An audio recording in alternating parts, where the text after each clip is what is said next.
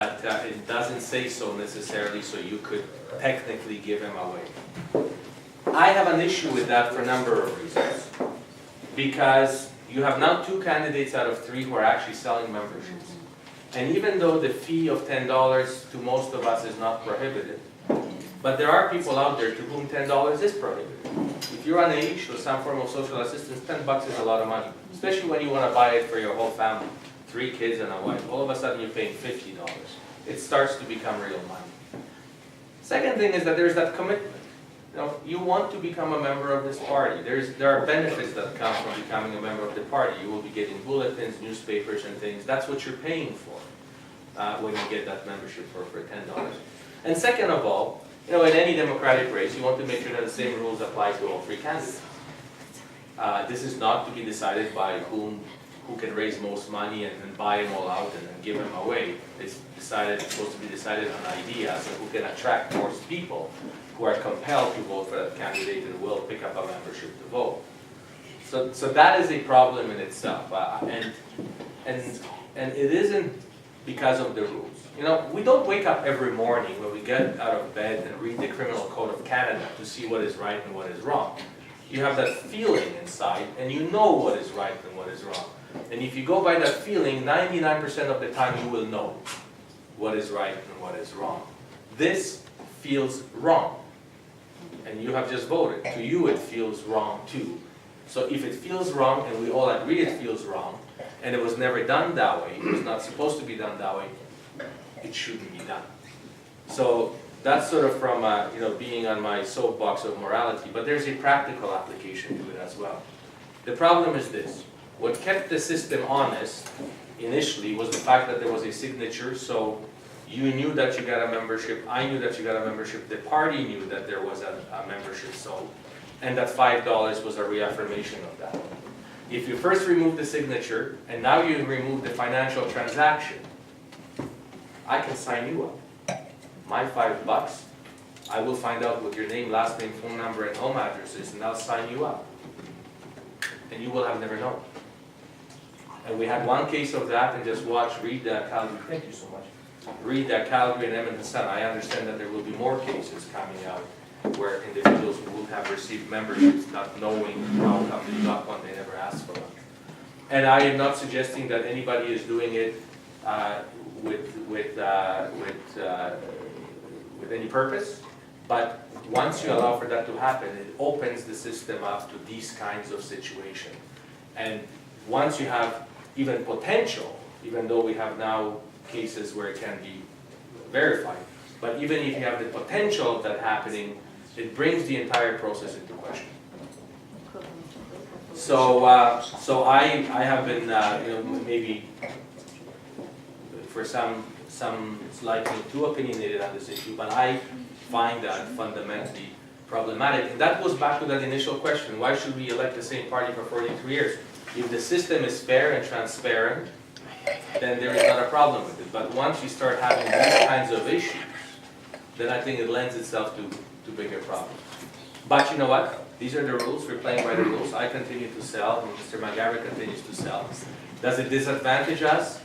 Perhaps, because I have had numerous cases myself, so I imagine my volunteers throughout the province are running into this every day, where someone says, you want me to vote for you and pay you $10? And they won't buy a membership. Or $10 is a lot of money to you. Or I don't have $10 on me and I won't give you my credit card number. No, that happens all the time.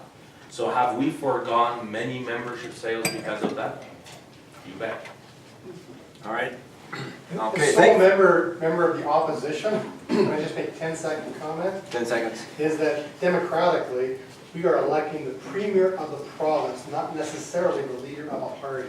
But you And know, that's why I contest that. I don't care how people get a membership, they need a membership to vote for the premier.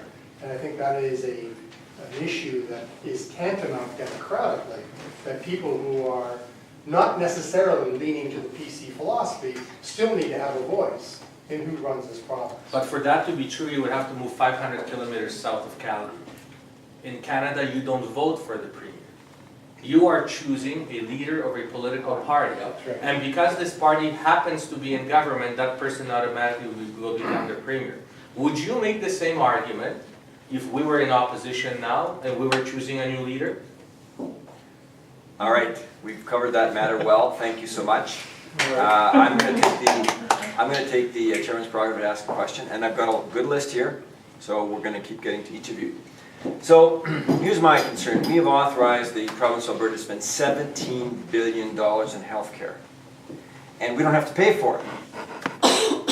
So at the moment, there's no accountability, and there's no accountability, and even having a super board would be no accountability. And if you had regional boards, there'd be no accountability.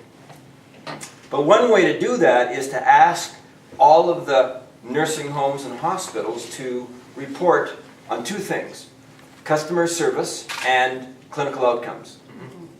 So 8 years ago, Alberta held a review about nursing homes, and as a result said, we're going to allow every nursing home, we're going to survey all the patients and families about patient satisfaction. 7 years ago, they did a survey of patients and families, and it took 3 years for them to release the results, and they refused to release results by nursing home. $200,000 to do that. For hospitals, the province was very innovative in adopting the HCAHPS format for surveys, yet the surveys they do are only for the hospital at large, and they do not do surveys that break down by department. For home health, the province of Alberta last year, which I'm very offended by, canceled a contract of 60 local agencies to do home health and awarded it to 2 Ontario companies, one $329 million, and none of those companies are required to measure patient satisfaction or clinical outcomes. Primary care, PCN network in Alberta, in many ways very progressive in terms of medical homes, zero requirement for measuring clinical outcomes or patient satisfaction. So my question is, would you favor and endorse the concept of requiring all, and by the way, the Health Quality Council of Alberta has a mandate for measuring nursing homes. They could release the results by nursing home, and they told me 2 months ago in a conversation, it took me 18 months to get a call returned from the executive. They told me that they didn't think that nursing homes were ready to get this individual accountability. And by the way, it took the Health Quality Council of Alberta 1 year to compile the results. A private sector company could do it overnight. There's something called Excel spreadsheets. So as whether you're elected as premier or, and I predict that you're going to be back in the cabinet, would you be willing to commit to supporting the concept of accountability for patient satisfaction and clinical outcomes in the Alberta healthcare system? Well, the short answer is yes. You know, we as government usually get ourselves in more trouble not releasing information than releasing information. And I've seen this consistently to be the case. So maybe let's talk first about the structure of AHS. You know, there is a significant difference between myself and others on what it should look like. And you know, we started with hospital boards, then we went to 19, then to 7, I believe it was, then to 1 board, then that board got fired, and now the minister is contemplating appointing a new board of quote-unquote high-profile Albertans to sit on that board. And then we had a whole gamut of CEOs, you know, some that ate cookies and some that didn't. But at the end of the day, the number and the type of phone calls that I've been receiving at my constituency office on healthcare hasn't really changed fundamentally at all. That leads me to believe that restructuring Alberta Health Services at the top yet one more time is not going to yield any appreciable results. Where they really matter the most is where we interact with the healthcare system, or our parents or our kids. And I'll be first one to tell you that I don't know if the current structure of AHS at the very executive level is the right one. And we'll find that out later, but that is not what I want to focus on right now. I want to focus on the frontline delivery of healthcare services because that's where the issues are. And later, when we address some of those pressure points, we can look at the administrative model of Alberta Health Services. And frankly, there is a board. You elect MLAs who are accountable to you every 4 years, and the minister and the premier. You know, that really is the public feedback and the backstop for the administration of that $17 billion in healthcare and $10 billion in education and many, many others. But the real issues are on the front lines. And that's where the level of satisfaction is so low, and that's why they don't want to report to you what the level of satisfaction is, because it would be embarrassing in some cases, and in some departments. You know, and I had some personal experience. One of my daughters was getting chronic inner ear infections, so we had to deal with that at least once every 3-4 months. And my mother, I had to take her by ambulance to an emergency not too long ago, just in St. Albert, just outside of Edmonton. And it's amazing what you can learn when you actually spend 6 hours on the front lines of hospital and you engage with staff and you ask them questions and you give them an opportunity to tell you a story. Much more informative conversation than you would have with a CEO or a board of directors of Alberta Health Services, many of whom don't spend a lot of time on the front lines. And just prime examples, and those are the phone calls that I'm getting. When an ambulance brings a patient to an emergency ward anywhere in Alberta, those ambulance paramedics stay with that patient for up to 4 to 5 hours, and that ambulance is tied up. So when you call for an ambulance, there could be a code red, no ambulance is available, and very high response time. So why are they there? Why is that ambulance tied up in the emergency? Well, because the hospital will not admit that patient, will not assume legal responsibility, custody of that patient, until they know that they have a recovery bed ready and they actually are prepared to act. So those paramedics are stuck in there. So I asked that question, how would you solve that problem? It was quite interesting. 2 paramedics gave me an answer. They said, what you do is you hire a couple of paramedics who will not be attached to an ambulance, who will always be at the emergency. They will become the babysitters, and then those paramedics who are attached to an ambulance can go on their merry way and do what they do best, drive their ambulance. Now, when you are going into an emergency ward anywhere in Calgary after 8 p.m., and we're good at doing studies. KPMG did an analysis. After 8 p.m. in every emergency in Alberta on average, 70% of people who are in the emergency don't have an emergency. They're not abusing the system. They're there because there is nowhere else to go. And the very fact, we didn't need to hire KPMG. The fact that they're sitting there for 8 hours and they haven't died means they didn't have an emergency to begin with. But they're there because there's nowhere else to go. In most countries of the world, frankly, developed countries of the world, emergency actually means emergency. The only way to get yourself in there is by an ambulance horizontally. There are 24-hour walk-in clinics staffed by nurse practitioners and GPs who charge quarter or fraction of what an emergency doctor does.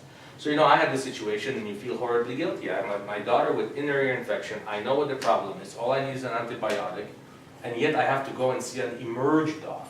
He's trained to save lives in critical situations, and there he is prescribing an antibiotic. $127 bill, where it could have been done, frankly, by a pharmacist if there was one on staff ready and willing to do so. So most of the issues that we have and where the level of satisfaction is so low is because of the front lines. Healthcare is no different than factory. And if you have certain bottlenecks in the process, they slow down the entire process. And we have these systemic bottlenecks in the process that cannot be addressed through restructuring the corporate entity of AHS, but need to be addressed on the front lines. And that's why I was saying we need more people in our emergencies and our hospitals running around with stethoscopes and fewer with clipboards. We are very middle management heavy also. So and it's quite interesting because that information that you're asking for, they are collecting that information. They're very good at collecting information, but that information is not made publicly available.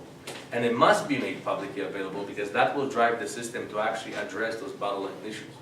So if we need a board to manage Alberta Health Services, yes, it's a large enterprise and you need financial wherewithal and business management wherewithal, but you also need to have the understanding of how the system actually operates on the front lines.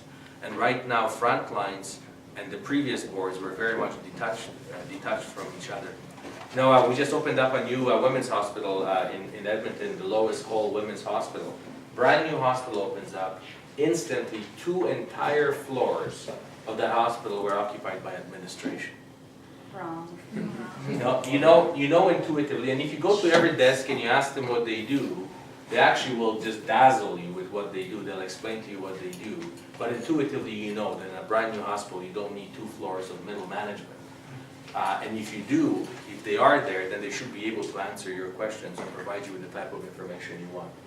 So it's a system issue, but we have been for too long, and I'm the first one to take responsibility for it, because I've been part of that government.